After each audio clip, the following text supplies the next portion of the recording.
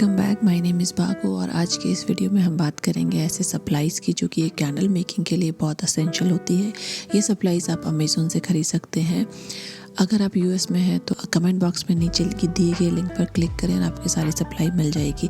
But अगर आप India में या कहीं किसी और कंट्री में हैं तो डेफिनेटली आप अमेज़ोन पर ही सर्च कर सकते हैं और ये सारी सप्लाइज़ अमेज़ोन में मिल जाएगी।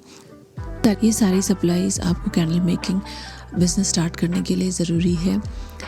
इसके बिना आप अपना बिज़नेस स्टार्ट नहीं कर सकते हैं। तो चलिए हम बात करते हैं सबसे पहले पोरिंग पिक्चर की। पोरिंग पिक्चर एक टूल है जिसके अंदर आप वैक्स को गर्म करते हैं और फ्रेगरेंस ऑयल भी इसी में ऐड कर सकते हैं। अगर आप डबल बॉयलर मेथड यूज़ करते हैं तो इस पिक्चर को डायरेक्ट पानी के अंदर रख सकते हैं और अपना वैक्स गर्म कर सकते हैं। करंटली मेरे पास 4 डिफरेंट टाइप के पोरिंग पिक्चर्स हैं जो कि आप देख सकते हैं क्लीन नहीं होंगे, बट मोस्ट ऑफ टाइम मैं इन्हीं को यूज़ करती हूँ। सबसे छोटा वाला जो है वो मैंने स्टार्टिंग में लिया था और ये बेस्ट था क्योंकि अगर उस टाइम बिगनर्स में मैं बहुत ज़्यादा स्पेंड नहीं करना चाहती थी तो ये टूल मुझे सबसे बेस्ट लगा क्योंकि मिनिमम पैसों में खर्च करे हुए भी आप इसको यूज़ कर सकते हैं। नेक्स्ट जो रिकमेंडेशन आती है कैंडल मेकिंग के लिए वो होती है पॉट की। ये आप कहीं से भी ख़रीद सकते हैं या पुराना पॉट भी यूज़ कर सकते हैं, बहुत पैसा डालने की ज़रूरत नहीं है। सो इसके अंदर जनरली हम क्या करते हैं, उसको हाफ से ज़्यादा पानी से भर लेते हैं, फिर उसको गैस के ऊपर रख देते हैं। एक्चुअली ये call double boiler method candle making के लिए।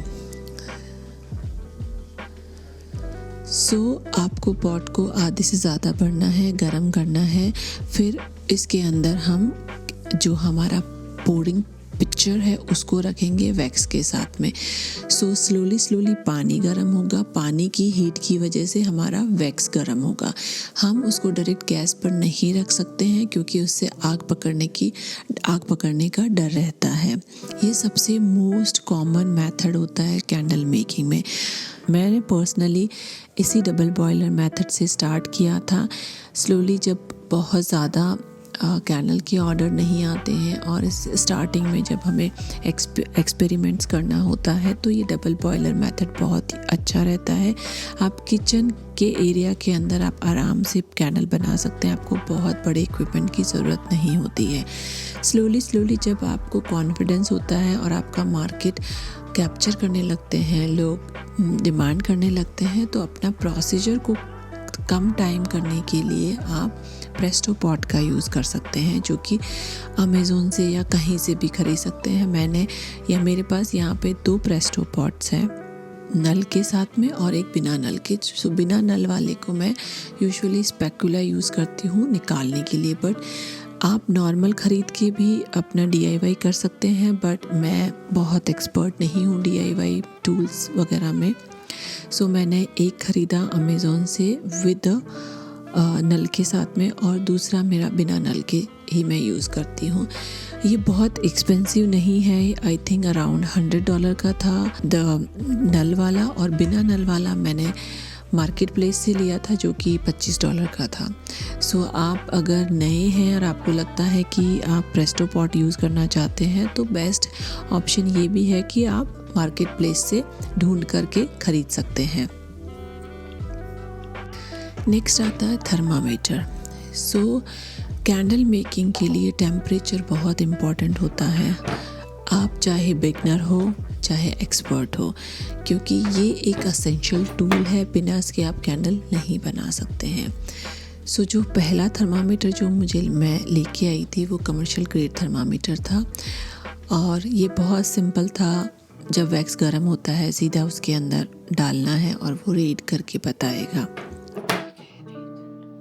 But recently I found another thermometer जो कि ये लेज़र थर्मामीटर है। ये एक्यूरेट पॉइंट के ऊपर बताता है कि कितना टेम्परेचर है। बहुत इजी है, आपको जस्ट क्लिक करना है और बटन दबाना है तो जो रेडार में लिटिल लाइट होती है उस लोकेशन का वो टेम्परेचर बता देता है। इसके कुछ प्रोज एंड कॉन्स है, जैसे कि अगर आप कमर्शियल ग्रेड का थर्मामीटर यूज़ करते हैं तो ये बहुत ज़्यादा एक्यूरेट बताता है। लाइफ को इजी बनाने के लिए ये लेज़र थर्मामीटर है। पर लेज़र थर्मामीटर का कौन ये है कि आप जब भी टेम्परेचर करते हो आपको बहुत अच्छे से हिला के देखना पड़ता है, क्योंकि वो सरफेस का टेम्परेचर करता है, अंदर का टेम्परेचर मेजर नहीं करेगा। सो जब भी आपको टेम्परेचर करना होता है आपको उसको अच्छे से हिलाना है, देन वो करेक्ट टेम्परेचर देगा। अगर आप कैंडल मेकिंग स्टार्टर है तो मैं बोलूँगी कि आप कमर्शियल ग्रेड थर्मामीटर के साथ ही रहे, बट स्लोली अगर आपको लगता है कि नहीं आप इसको एज अ बिजनेस बनाना चाहते हैं तो आप थोड़ा इन्वेस्ट करके लेज़र थर्मामीटर भी ला सकते हैं। Next is scale, that is non-negotiable, not debatable. You have to get it for candle making and that is scale. So जब कैंडल मेकिंग का नाम आता है हर चीज़ को वेट करना होता है। सो आपको वैक्स वे करना होगा, आपको फ्रेगरेंस ऑयल वे करना होगा। जब भी आप वैक्स को मेजर कर रहे हैं तो आप नॉर्मल शिपिंग स्केल या किचन स्केल यूज़ कर सकते हैं, कोई सी भी स्केल वर्क करेगी एज लॉन्ग एज आपको सिंपल है, पिक्चर को उसके ऊपर रखना है, आपको स्केल को टेयर करके ज़ीरो लाना है। इसके बाद जो भी वैक्स डालेंगे वो उसका वैक्स का वेट होगा, क्योंकि आपने पिक्चर के वेट को कैंसिल कर दिया है। मैं आपको एक रीज़न देना चाहूँगी कि आप अपने फ्रेगरेंस ऑयल को किचन स्केल से नहीं मेजर करें, क्योंकि ये बहुत लाइट आइटम होता है। जब आप फ्रेगरेंस ऑयल को मेजर करते हैं तो आपको बहुत बहुत बहुत स्मॉल अमाउंट भी मेजर करना पड़ेगा, उस कंडीशन में बहुत एक्यूरेट नहीं आता है। इसलिए आप ग्राम स्केल यूज़ कर सकते हैं। Gram scale is fantastic when it's come to measuring out a fragrance oil with the decimal points, like 5.5 gram आपको मेजर करना है, तो उस कंडीशन में ग्राम स्केल बेस्ट रहता है, क्योंकि वो मिनिमम 0.1 ग्राम को भी मेजर करता है। और ग्राम स्केल में आप आउंस में भी मेजर कर सकते हैं। नाम इसका ग्राम स्केल है और मेन यही है कि ये एक्यूरेट होता है फ्रेगरेंस ऑयल के लिए। जो नेक्स्ट टूल है जो कि फ्रेगरेंस ऑयल को नापने के लिए हमें चाहिए वो है कप। मैं यहाँ पे रेज़न के कप यूज़ कर रही हूँ, लेकिन आप कोई सा भी प्लास्टिक कप या पेपर कप यूज़ कर सकते हैं, यूज़ एंड थ्रो वाला, एज लॉन्ग एज उसके अंदर से फ्रेगरेंस ऑयल रिसना नहीं चाहिए। मैंने ये बल्क में लिया था क्योंकि मैं बहुत ज़्यादा कैंडल बनाती हूँ, तो मैं 2 डिफरेंट साइज़ की यूज़ करती हूँ, जहाँ पे 100 ml का है और एक थोड़ा छोटा है। सो ये बहुत अच्छा रहता है, क्योंकि मैं एक जब बैच में बनाती हूँ तो डिफरेंट फ्रेगरेंस को एक साथ नाप करके रख देती हूँ। और इसको क्लीन करना आसान है, आप वॉश भी कर सकते हैं, अदरवाइज़ नॉर्मल पेपर टॉवल से भी क्लीन करके इसको रख सकते हैं। इनिशियल फेज़ के अंदर मैं बोलूँगी कि बहुत पैसा खर्च नहीं करके आप नॉर्मल कप यूज़ कर सकते हैं, या फिर अगर बहुत स्मॉल अमाउंट है तो आप डायरेक्टली भी डाल सकते हैं। नेक्स्ट आइटम जो है वो है कि आपको कुछ भी ऐसा वुडन या कुछ स्टेयर करने के लिए चाहिए, ताकि फ्रेगरेंस ऑयल और वैक्स को अच्छे से मिक्स किया जाए। मैं जानती हूँ कि कुछ लोग मेटल स्पून यूज़ करते हैं, कुछ सिलिकॉन का यूज़ करते हैं। मैं ये वाला यूज़ करती हूँ जो कि मैंने वॉलमार्ट से लिया था। आप वुडन स्क्यूअर भी यूज़ कर सकते हैं, जो कि बहुत सही रहता है। मैं हमेशा रीयूज़ करती हूँ उनको फॉर डिफरेंट सेंट्स के लिए, और बहुत ज़्यादा क्रॉस कंटामिनेशन का कोई इशू अभी तक तो मुझे नहीं हुआ है। बट आप अगर कुछ और यूज़ करते हैं तो क्या मेरे को आइडिया भी दे सकते हैं? I would love to know it. अगर यस तो कमेंट बॉक्स में डेफिनेटली कमेंट लिखिए कि आप क्या यूज़ करते हैं। So next item that you will need in candle making is something to hold the wick or wicks in place after pouring your liquid wax into container.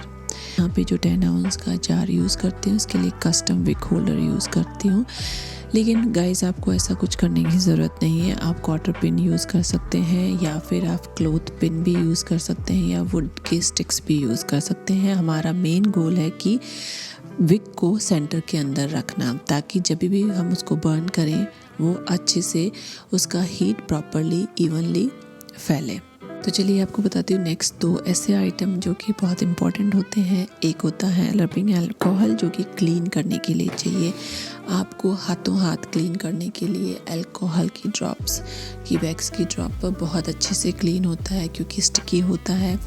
सो आप even table भी clean कर सकते हैं, आप jars clean करने के लिए। उसके अलावा पॉट क्लीन करने के लिए मैं most of time rubbing alcohol का यूज़ करती हूँ। और नेक्स्ट है ग्लव्स, जो कि मैं रिकमेंड करूँगी कि अगर आप बिगनर्स हैं तो डेफिनेटली यूज़ कीजिए, क्योंकि कई बार वैक्स इधर उधर गिर जाता है, हाथों के चिपक जाता है। सो बेटर है कि आप ग्लव्स को पहन के करें। आप रीयूज़ भी कर सकते हैं अगर मैंने इसको वैक्स को टच नहीं किया है तो, बट अगर वैक्स को टच करती हूँ तो वो स्टिकी हो जाता है, इसलिए मुझे इसको फेंकना पड़ता है। सो आज का ये वीडियो इतना ही था। ये सारी चीज़ें और टूल्स एक कैंडल मेकिंग की बेसिक सप्लाई होती है जो कि चाहिए होती है। अगर आपको ये वीडियो पसंद आया तो please give it a thumbs up और सब्सक्राइब माय चैनल अगर आपने नहीं किया है तो, and don't forget to follow me over Instagram. Thank you for watching, see you next time.